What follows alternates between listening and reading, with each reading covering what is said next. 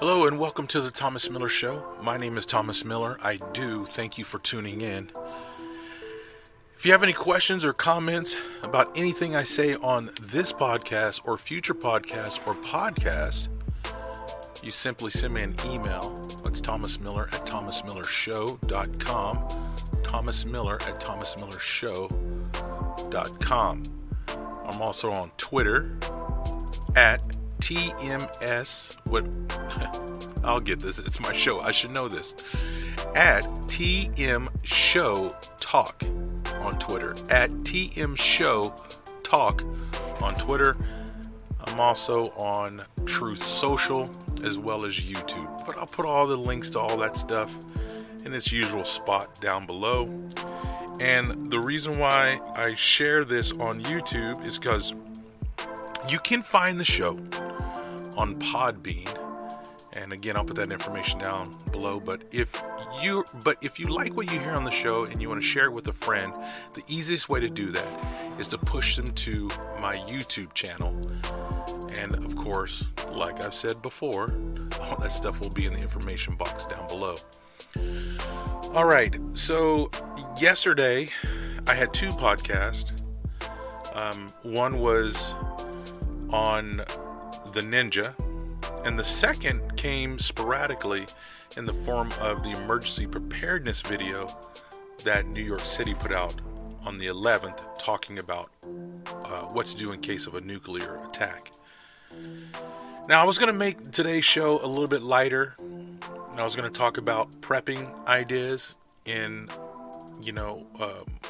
what you should do for prepping. I was actually going to talk more about my garden, but I'm going to put that on the back burner because I went down a rabbit hole of AI today, and I watched two videos. Well, it was not a rabbit hole, but it sent my mind down a rabbit hole of look what's behind what they're telling you. Like I've said on previous podcasts before, you really need to look at what's going on behind the scenes, not just what's in front of you. Of course, you can see what's going on in front of you, but what is the idea behind what they are presenting to you?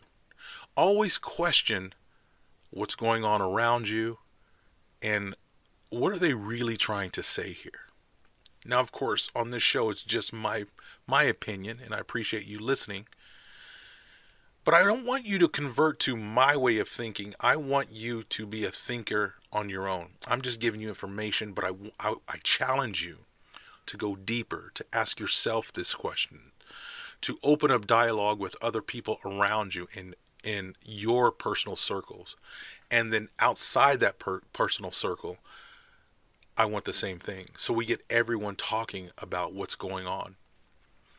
Because I really do believe that with all the distractions that are being presented to us, we are getting away from thinking. We are getting away from logical thinking.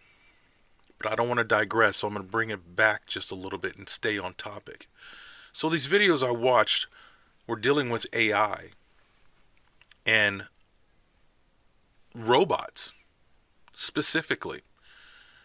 And these two videos were done fairly recently. One was done in 2020, which was, I believe it's called The Spark, and it's an actress that plays a humanoid on the show Humans. I believe that's what the show is called. And they were making a humanoid of her.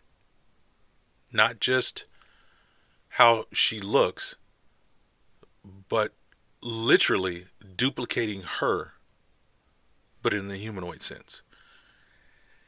And then the first video that started me down this was a video talking about what's currently out on the market, what's currently being pushed out there in the working class, and soon to be, very soon to be, if not already implemented into everyday society. And some of this stuff I just found completely amazing. Now, the video was presented in a fun, hey, look what we're doing. Isn't this wonderful? Wow, this is going to free up more time. This is going to make your life better. Look at this. Wow. type of feel. But of course, me being me, because I can't be anybody else but me, I start questioning. What are they presenting to me? What are they telling me? Is this video letting me know what they're already doing and what their plans are and how soon those plans will be implemented into everyday society, and how would that affect my world? This is how my brain behaves. So I'm looking at these wonderful machines, I'm using air quotes, and I'm just going, wow, this is pretty scary. And they started off pretty benign, well, with a couple of, fun robots and everything. Then it got progressively evasive into human mannerisms, into the human social realm, into human behavior. And then that's when I really started thinking, I'm like, this is incredible.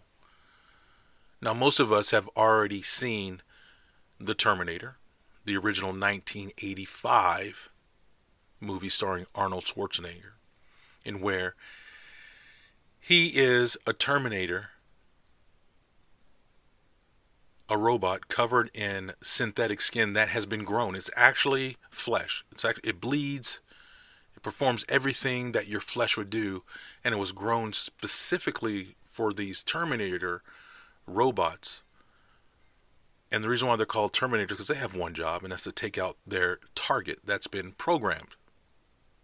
And it does have AI, limited AI.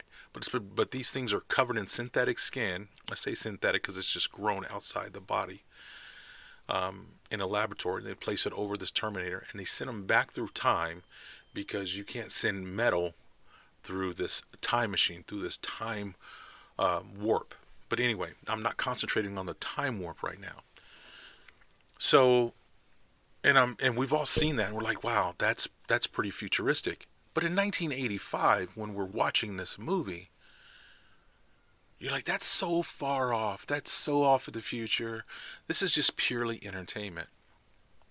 Now I look back on that movie, and I've said to myself several times, how close are we to that? And what gets me thinking is, we literally talk to our devices now, and they respond accordingly to the needs that we need them to by using our own voice. Like, they know what your voice is. In fact, when you get a new MacBook or a new iPhone or I think Samsung does it too. I think I had to do it with my Samsung. I've since converted over to iPhone.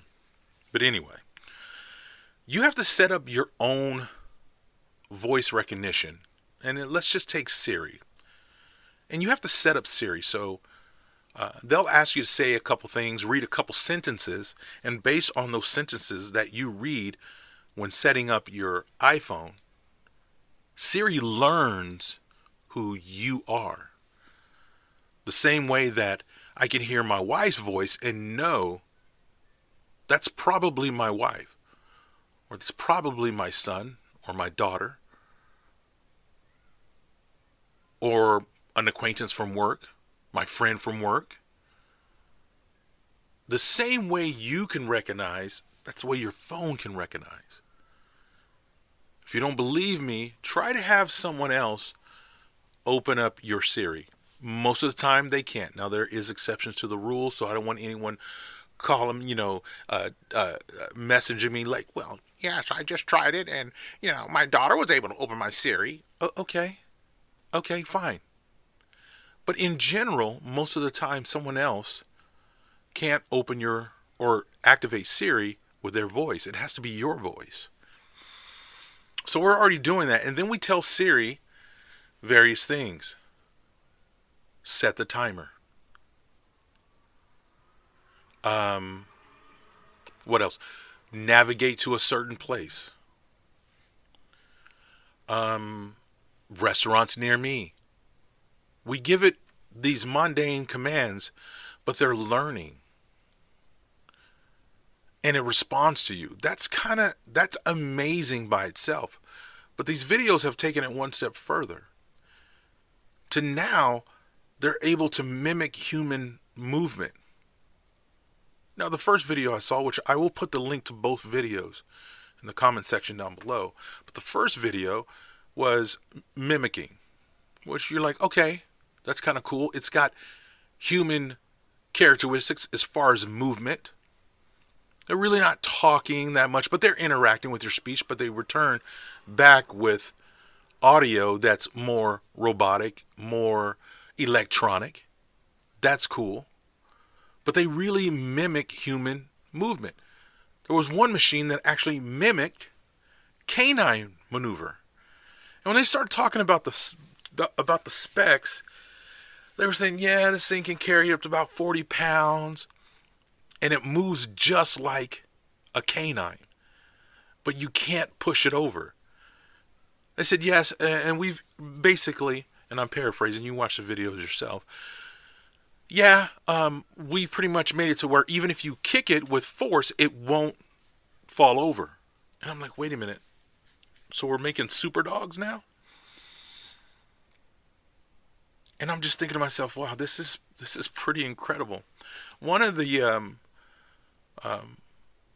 humanoids Disney is working on right now, to where this thing performs flips and acrobatic movements. It was being launched in the air, and it was doing these incredible trapeze-like movements in the air.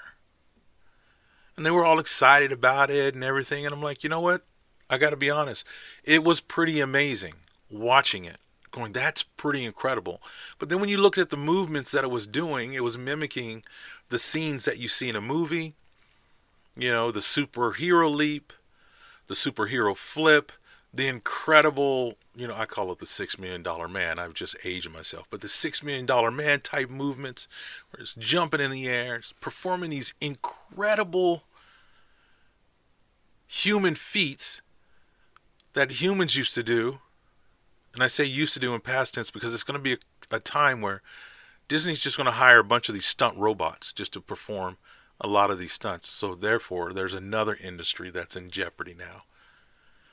But I'm looking at this stuff and I'm going, wow, this is incredible. So which led me to the other video of the one where they're trying to recreate the humanoid to be actual, lifelike. And so they go through the whole process. They take the mold. They have her record over 1,400 sentences to get her inflections, what she does with words, her emotions. They trace her facial features, taking a bunch of pictures and you know, recording her subtle movements of her face. And they do all this stuff. They get her eyes and her teeth and all this stuff.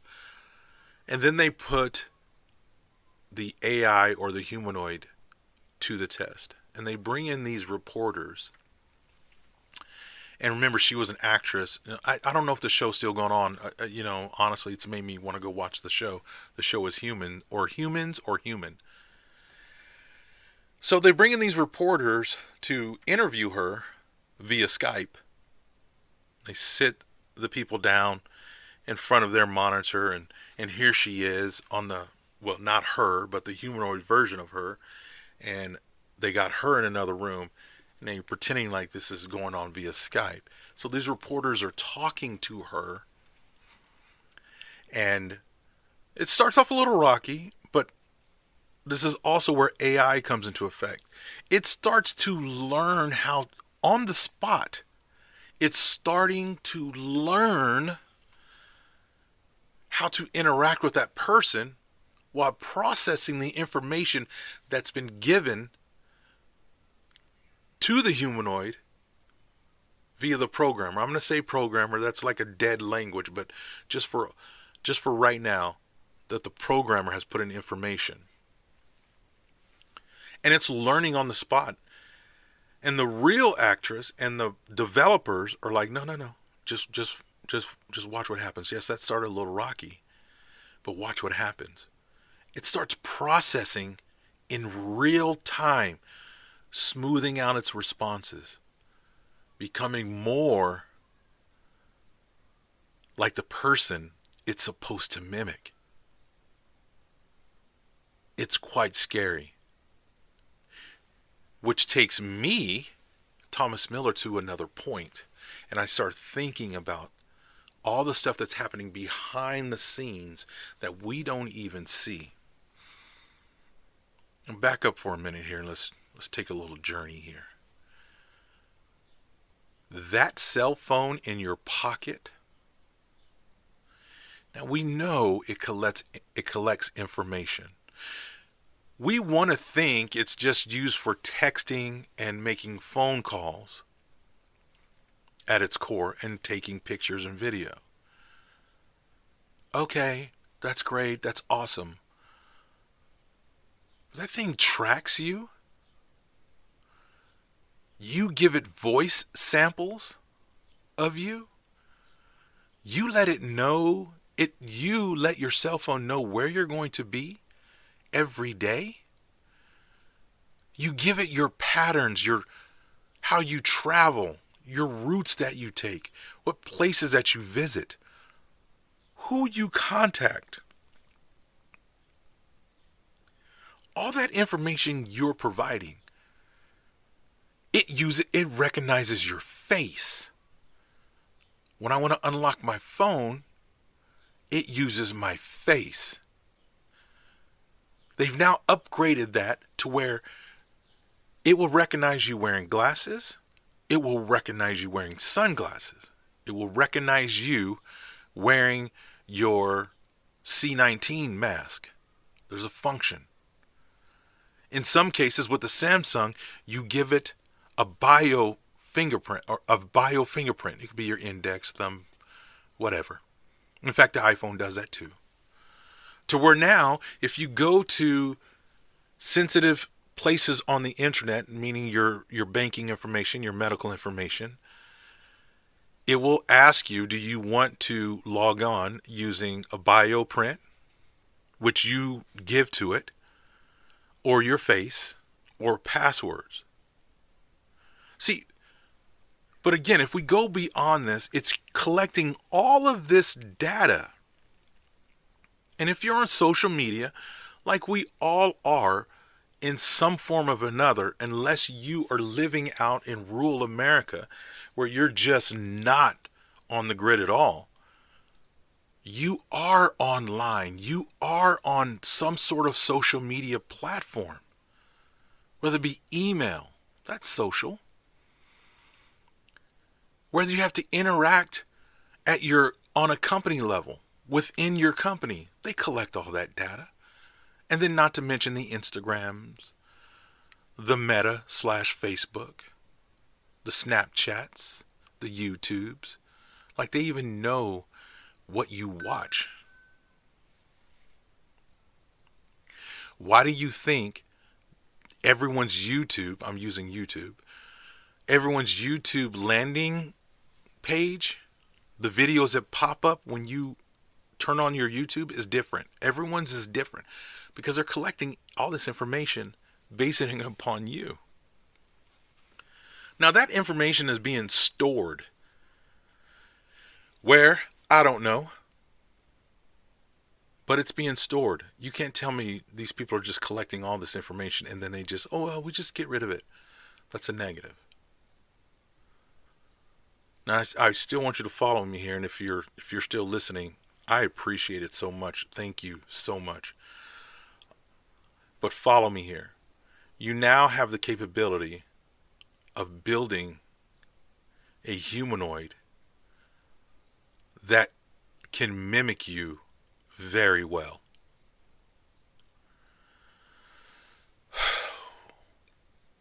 Just let that marinate for a moment. And they collect all this information off your social media, your habits, the way you speak. Because we freely give that information away. We freely give all of that away. under the guise of security and protection. And quite frankly, they do offer that security and protection for your sensitive information from the normies like you and me. But somebody has access to all of that info. I am convinced that they can create a humanoid of you at any given time. Let that sink in. Let that marinate. Now, I know some people out there still like, wow, Thomas has really got this tinfoil hat on tight. But it's true. I suffer from a physical, what do you call it? A physical problem known as hemifacial spasm. Half of my face spazzes involuntarily. They still don't know what's going on with it. They went inside and tried to correct the situation. It didn't work. I still have the spasm. I'm not going to give them another chance to go in my head again because, quite frankly, I'm a little apprehensive about people going into my dome now. This is I had the surgery before I started being more aware of what's going on around. But my cell phone reads even my involuntary spasms. It knows that's Thomas. He has a condition where half of his face spazzes.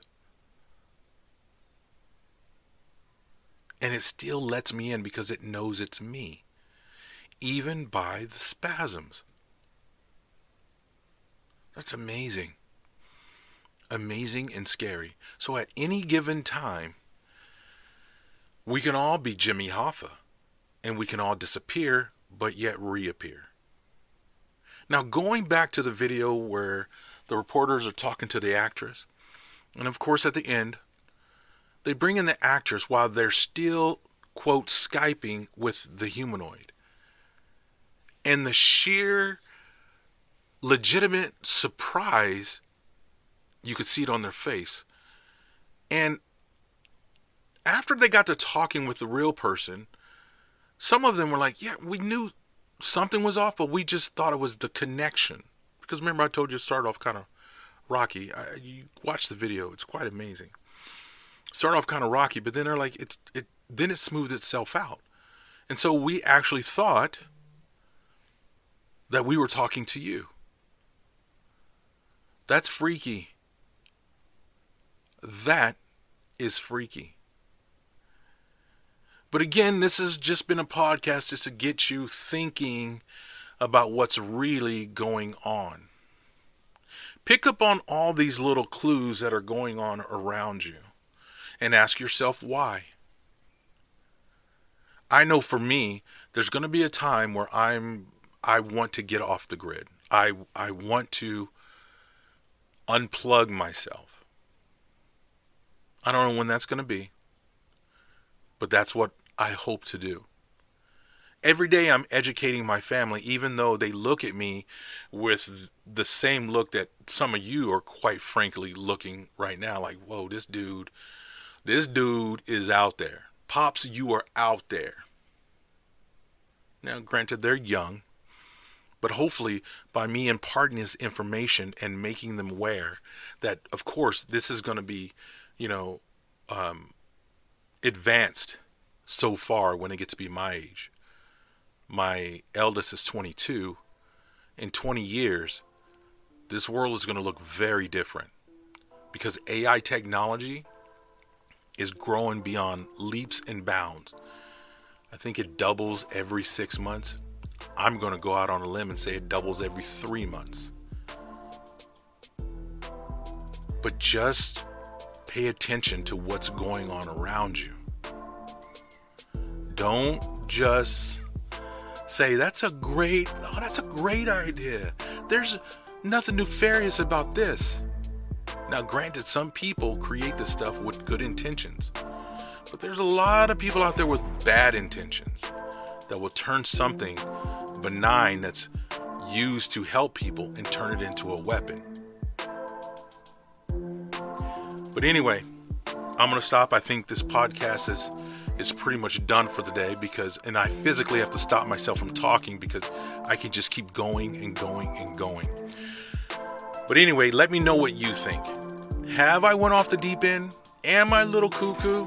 Or, Thomas, you know what? You're giving me something to think about. At any rate, this is what this podcast is designed to do. Get those thinking juices going. We need to work out our brains. Step away from the monitor for a couple of hours a day. Put down your cell phone for a couple of hours a day and just appreciate what's going on around you. Talk to an actual human. Go outside and garden. Do something. Walk around the block. But don't be so distracted that you don't know what's going on around you. Talk to your family. I know that's crazy. What? Talk to my family? Talk to your family. Find out what's going on in their day. Pick up the phone. Call your mom, your brother, your friend. But interact. But pay attention to what's going on around you. Comment below or send me an email, thomasmiller@thomasmillershow.com. Thank you for listening, and I'll talk to you next time.